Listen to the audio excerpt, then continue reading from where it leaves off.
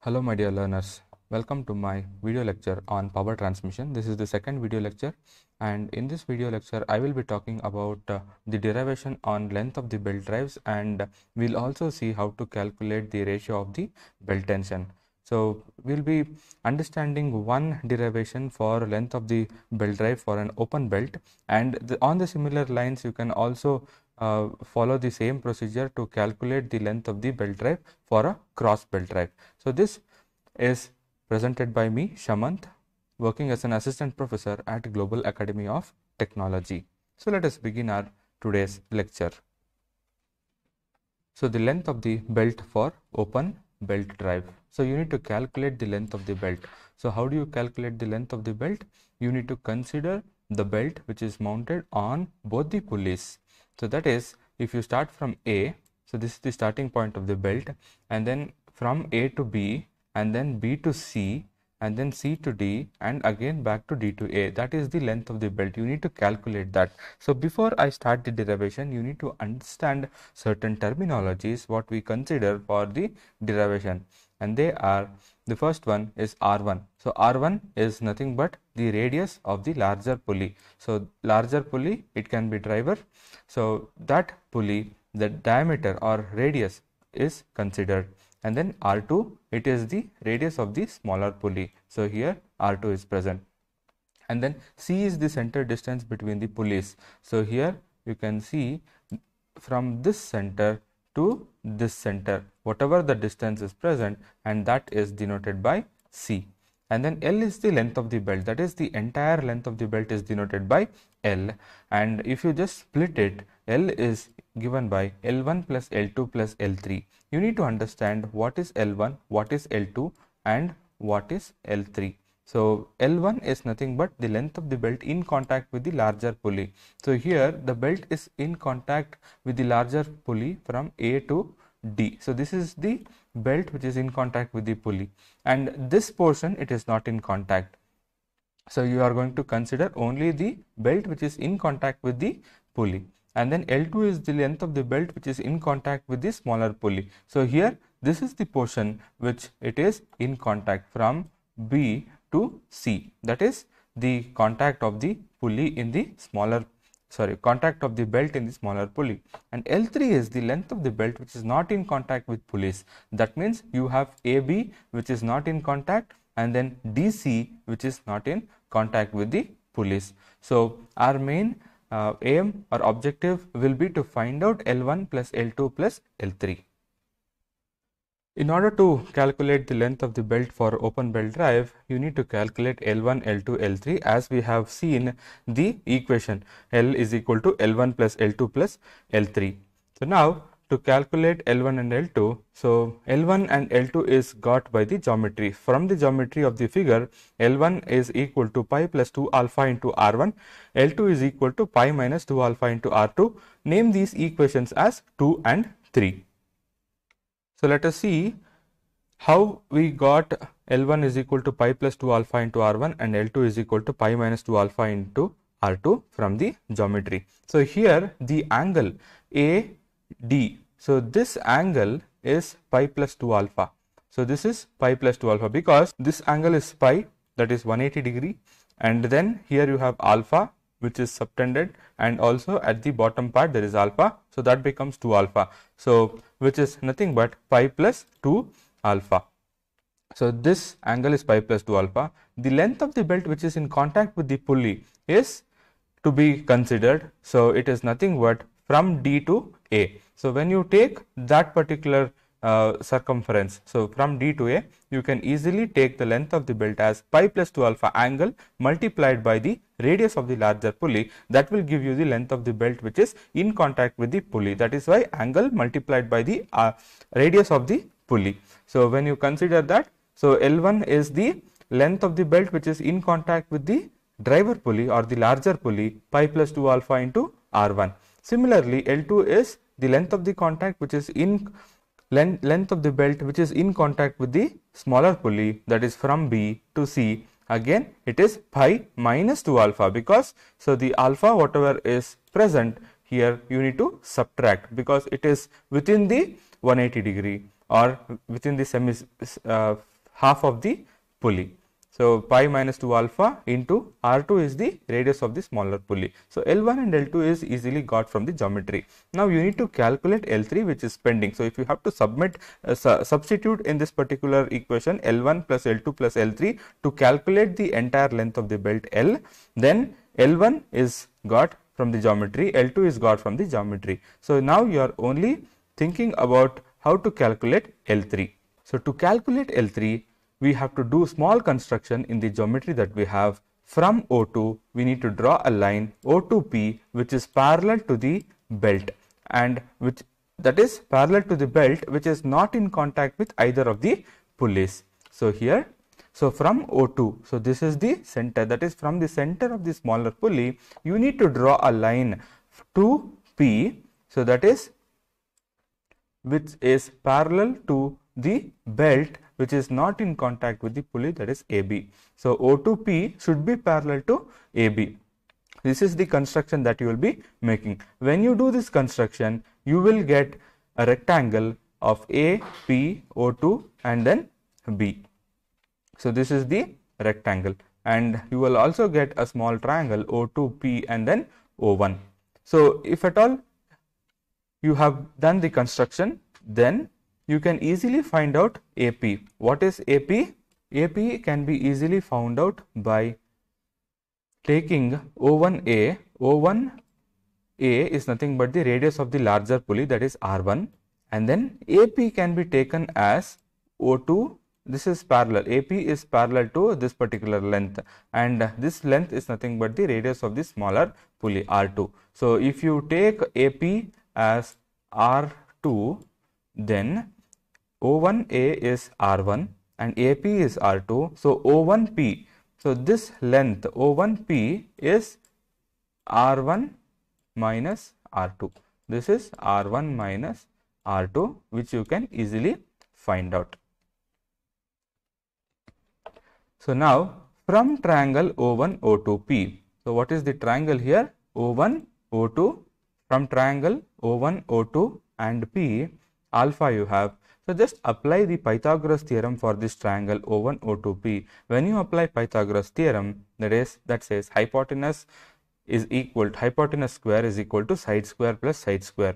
So by that you just write down and then take O2P on one side and put other two terms under the root. So you will get O2P is equal to O1 O2 whole square minus O1P whole square. So here O1 O2 becomes the hypotenuse, whereas O2P and O1P is the adjacent sides. So if I take that, O1 O2 whole square will be equal to O1P whole square plus O2P whole square. So by that I am taking O2P on one side.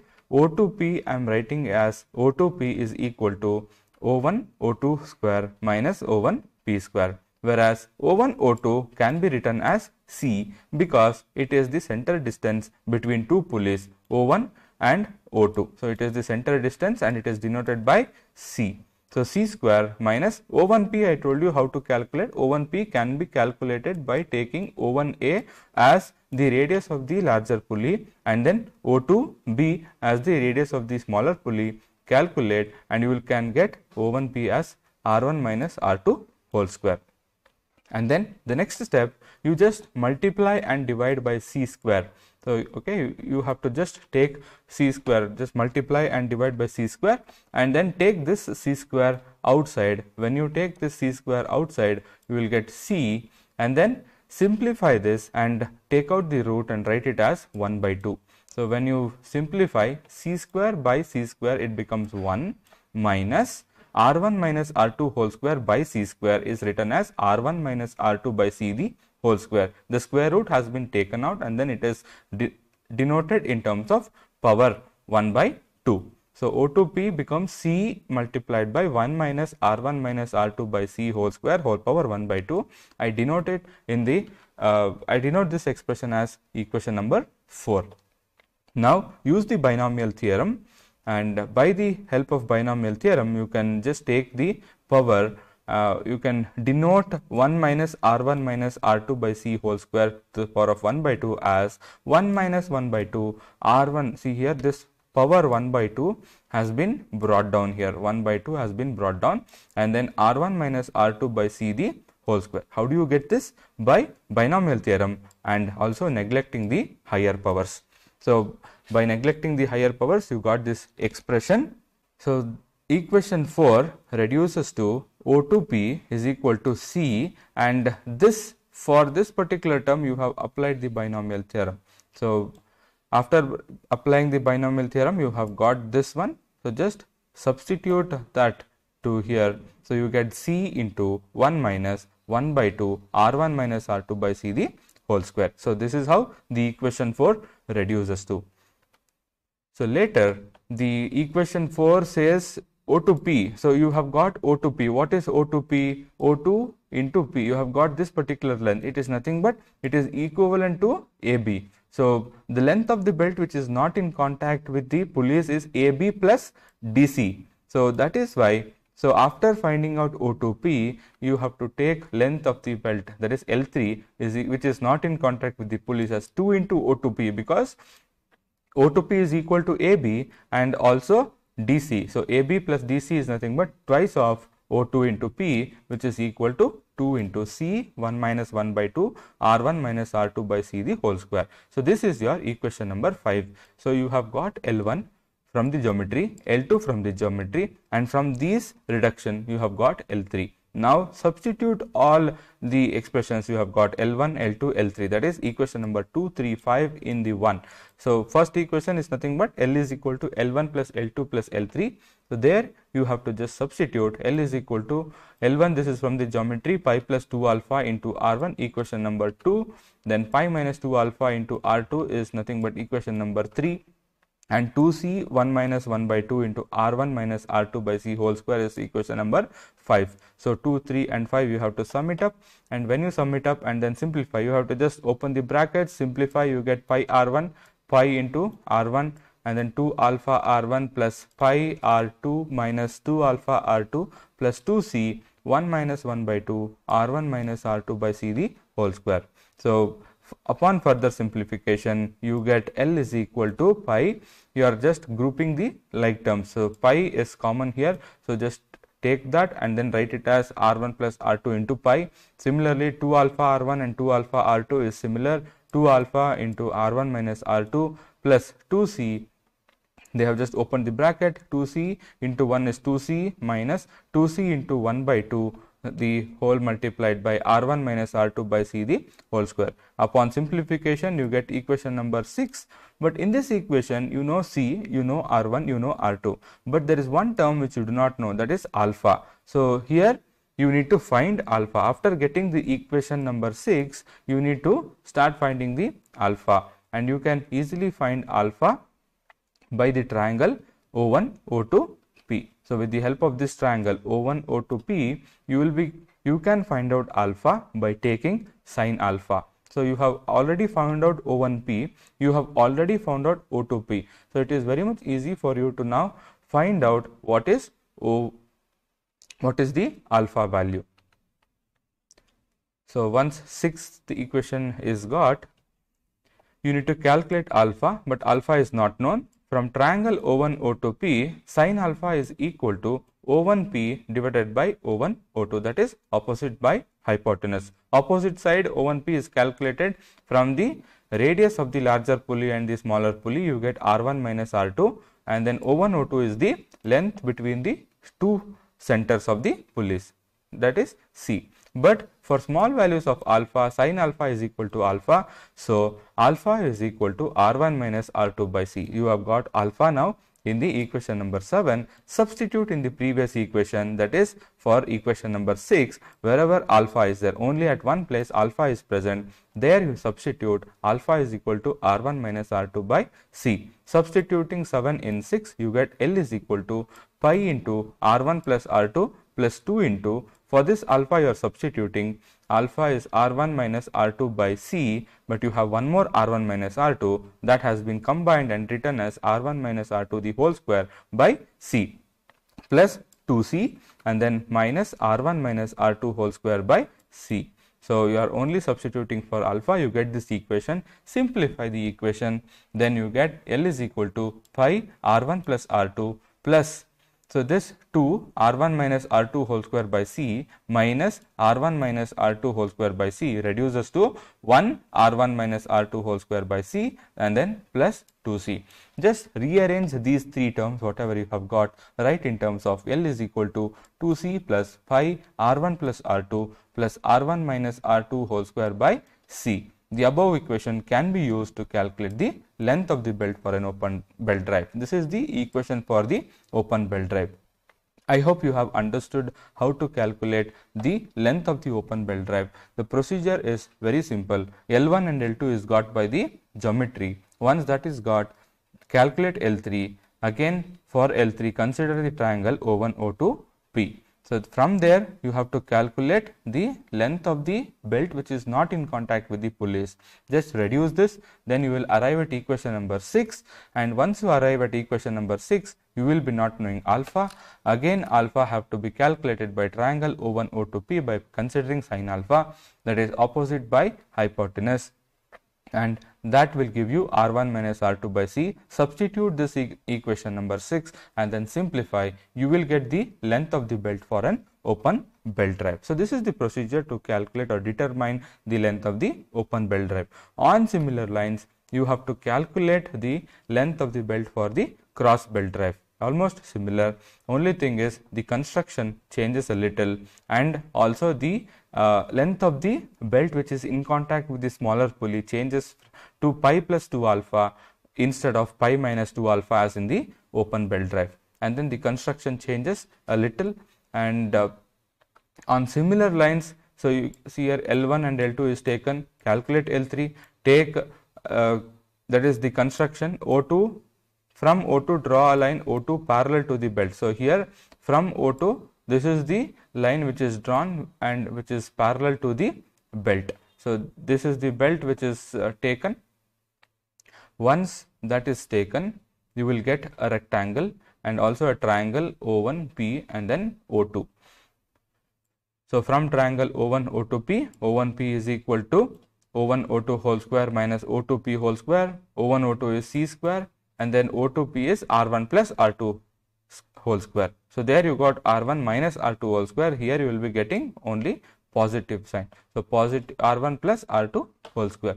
On similar lines, just simplify, you will get O1P, apply binomial theorem for the equation number 4, it will reduce to this equation, and then you will get O1P. O1P is, again, if you want to find out the length of the belt which is not in contact with the drive, you have to consider twice of O1P. You will get equation number 5. Substitute in 1 L1 plus L2 plus L3, L1, L2 and then L3, whatever you have got here in equation number 5.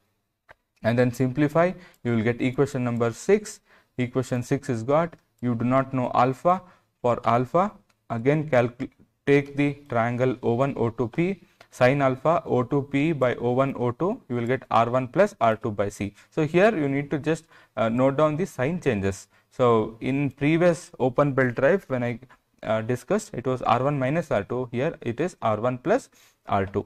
So alpha is R1 plus R2 by C. Substitute in equation number 6, simplify, you will get the final expression as L is equal to 2C plus pi R1 plus R2 plus R1 plus R2 whole square by C. This is the expression for the cross belt drive.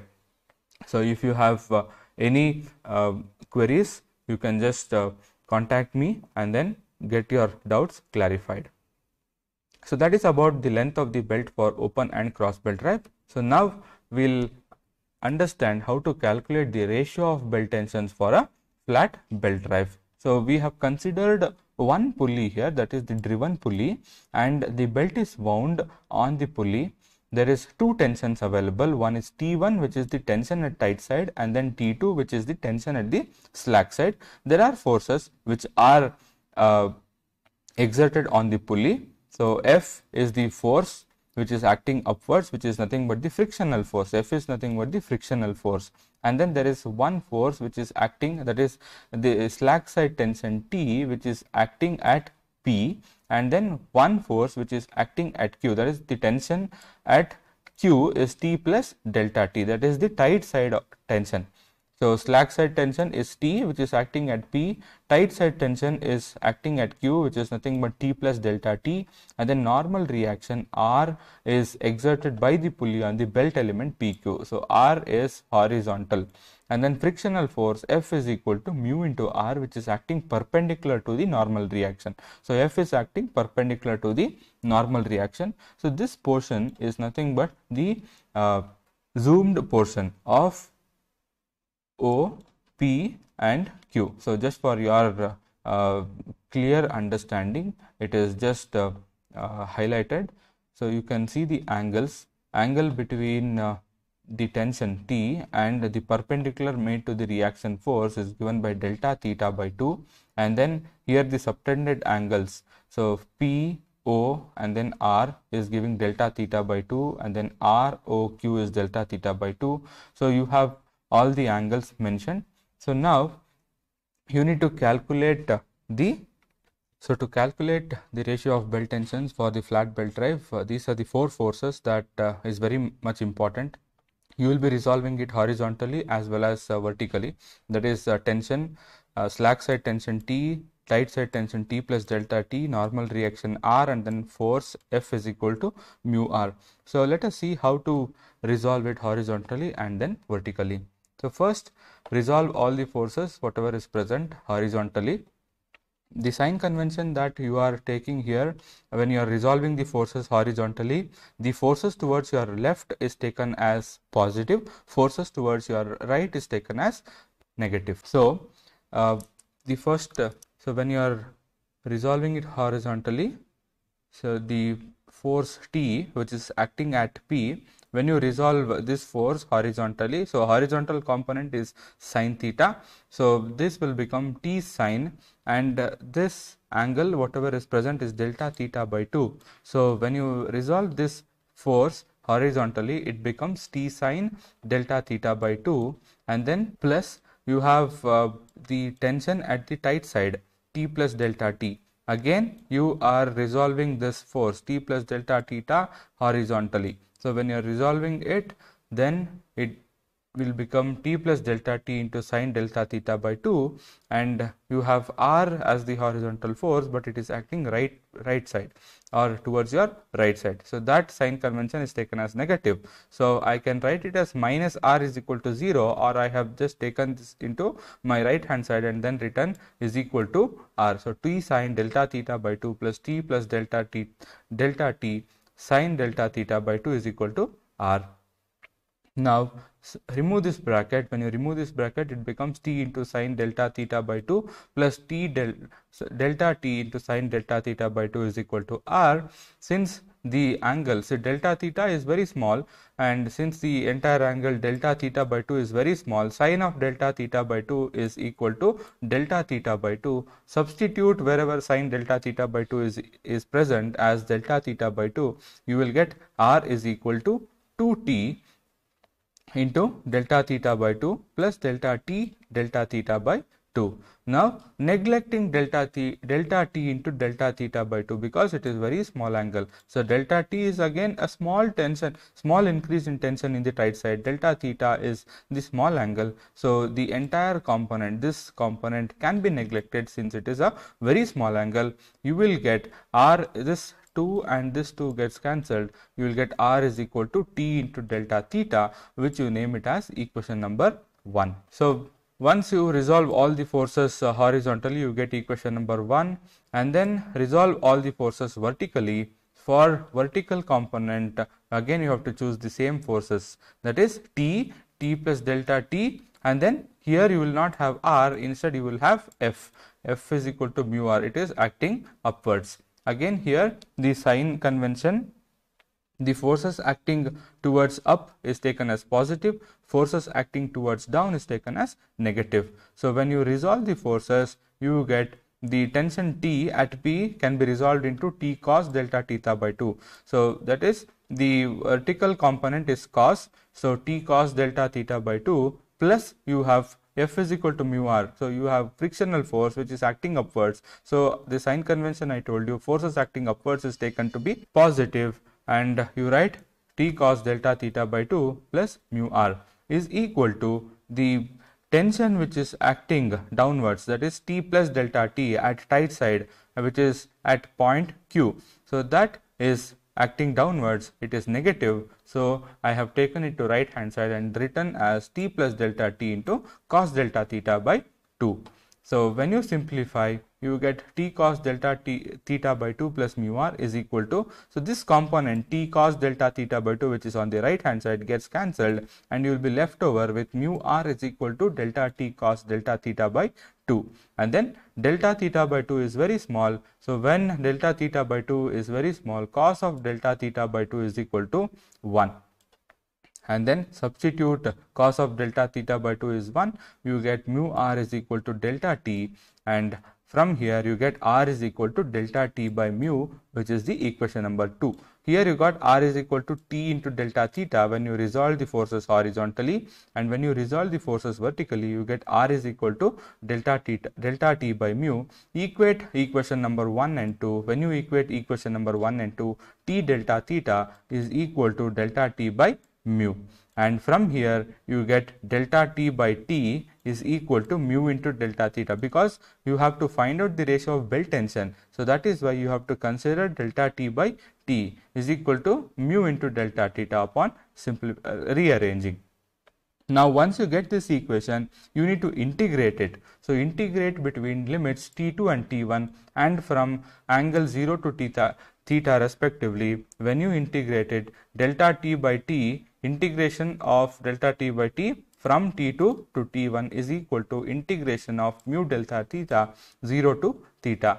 So when you integrate, integration of delta t by t is nothing but log of t1 by t2. So after applying the t2 and t1, you get log t1 by t2 is equal to mu into delta theta becomes theta. So mu theta, or when you take out the log, t1 by t2 is equal to e power mu theta. So this is the expression for ratio of belt tensions in a belt drive. T1 by T2 is equal to e power mu theta. This is for a flat belt drive. For a V belt drive, we saw in the previous discussion, T1 by T2 is equal to e power mu theta divided by sin alpha is the equation for the V belt drive. So this is how you find out the ratio of belt tension. So if you have not understood, go through the video once again and understand how to find out the ratio of belt tension. So thank you for watching the video lecture. I hope you have understood very well the length of the open belt drive and then cross belt drive, and also the ratio of belt tension. So if you like this video, do subscribe to my channel Inquisitive and do share it with your friends.